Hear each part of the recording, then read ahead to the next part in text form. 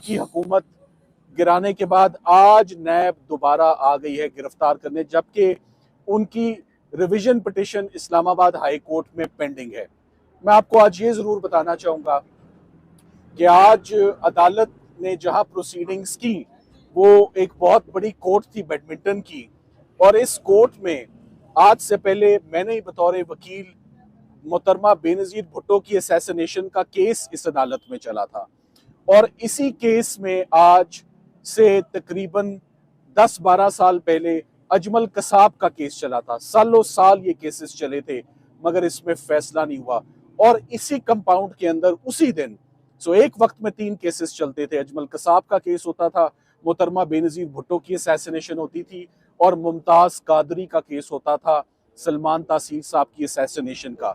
मगर आज उन केसेस के बाद इस केस में इमरान खान साहब की जमानतें दहशत गर्दी की आर्ग्यू हो रही थी टायर जलाने पे, और साइफर जैसे बोगस मुकदमे में उसी कोर्ट में इतने सालों के बाद दोबारा एक वजीर आजम बतौर मुलजिम जो है वो खड़े हुए थे। तो ये बड़ा अफसोस हुआ कि ये वो कोर्ट है जहां पर डेंजरस, डेस्परेट और हाई प्रोफाइल केसेस को प्रोसिक्यूट किया जाता है, ना कि एक फॉर्मर प्राइम मिनिस्टर को टायर जलाने के इल्जाम में, या जो दफा 144 के मुकदमे हैं उनकी जमानतों के लिए ये अदालतें या ये कोर्ट्स इस्तेमाल किए जाएं।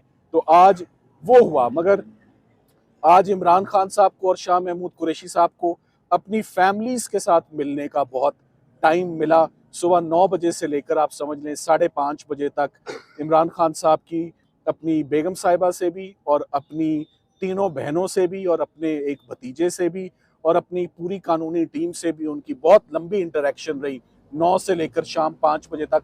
मगर ये नॉर्मल सर्कमस्टांसेस नहीं है। हम बतौर वकील इस वक्त पैनाडोल की भी ज़रूरत है, चाय की भी ज़रूरत है, और ना हम इस तरह कभी काम कर सके हैं ना कर सकते हैं जैसे काम करवाया जा रहा है। ये ना सिर्फ इमरान खान साहब को कैद में रखा गया, मैं कहूँगा उनकी लीगल टीम भी अंदर कैद में ही थी। हमें अभी 6 बजे रिहाई मिली है तो हम आपके पास आए हैं। तो आज सारे दिन में एक ही शख्स के खिलाफ दहशतगर्दी भी है, नैब भी है, साइफर भी है। सब चीज़ें, हर जुर्म, हर क्रिमिनल ऑफेंस ट्राई हो रहा है कि किसी ना किसी तरीके से उनको जेल के अंदर रखा जा सके। जी सर, ये पहला आपने बताया ट्रस्ट में कितने दिन की रिमांड की इस्तदा की गई, उस पर आपका आर्गुमेंट क्या था? 10 दिन की इस्तदा की गई है, जिसको जज साहब अभी कुछ ही देर में आपके इल्म में आ जाएगा कि जज साहब ने क्या फैसला किया है। मगर जज साहब ने इमरान खान साहब के आज अपने दलाइल उसमें बहुत ज़बरदस्त सुने, जिसमें उन्होंने कहा है कि 1 रुपए का या 1 आने का भी बेनिफिट मुझे या मेरी वाइफ को अलकादिर ट्रस्ट में नहीं हुआ। जब शामिल तफ्तीश हो गए हैं, जब बयान दे दिया है, जब 2 दिन की गिरफ्तारी काट ली है, तो दोबारा रिमांड किस बात का, और कुछ भी रिकवर नहीं करना। मैं तो ऑलरेडी जेल के अंदर हूँ। और साथ ही साथ मैंने ये भी ऑब्जेक्शन उठाया कि नैब को भी जरा एहतियात से वजीर आजम को गिरफ्तार करना चाहिए, क्योंकि इनको फिर बाद में नदामत भी होती है, शर्मिंदगी भी होती है। कभी गिरफ्तार करना पड़ता है, कभी छोड़ना पड़ता है। तो बेहतर यही है कि ना ही पकड़ा जाए तो बेहतर है, और वो भी ऐसे बोगस केस में।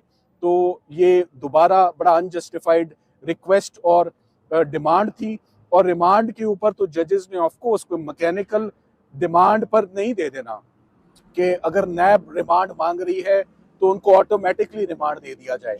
जज साहब ने तमाम दलाइल सुनने के बाद अब से कुछ देर के बाद आपके पास ये बात आ जाएगी कि आया नैब की दरखास्त को मुस्तरद किया गया है या उनको उनका जिस्मानी रिमांड जो है वो दिया गया है। साहब, ये बताइएगा कि ये कोई नई बात नहीं कि वज़ीर आज़म के खिलाफ नैब ने केसेस ना किए हो या अगर रिमांड मंजूर कर लिया जाता है, एक कानून क्या कहता है कि उसको फौरी तौर पर अंडर कस्टडी किसी और को दिया जा सकता है दौरान रिमांड? देखिए, रिमांड की जरूरत क्यों पेश आती है? You require the person of the body for investigation.